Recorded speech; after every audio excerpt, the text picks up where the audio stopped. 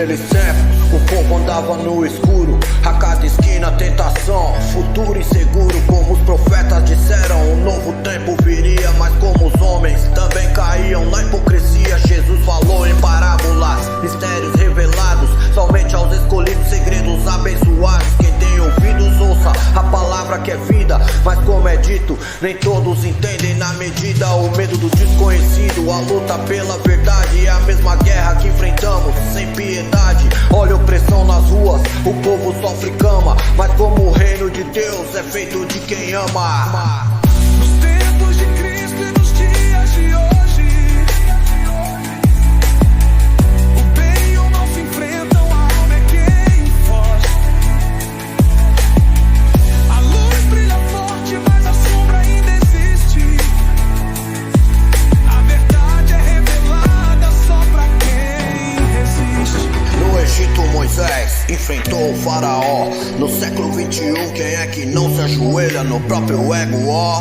Faraó no governo usando mão de ferro. A escravidão de agora é disfarçada, mas é um erro. O povo clamava por liberdade e ninguém ouvia. Jesus na cruz fez a diferença, a verdade se revelaria. Milagres aconteciam, cegos voltavam a enxergar. Mas hoje ainda temos muitos que não querem acreditar. Os jovens se perdem Como ovelhas no mato, mas Deus continua a chamar. Seu amor nunca é ingrato.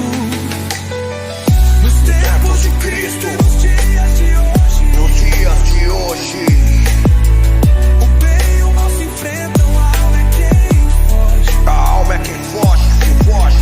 A luz brilha forte, mas a sombra ainda existe. A sombra ainda existe.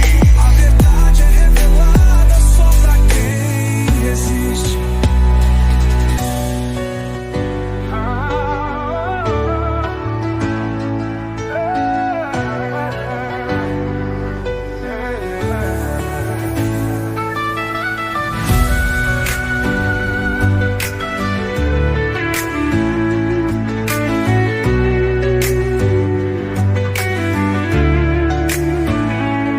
Naqueles tempos,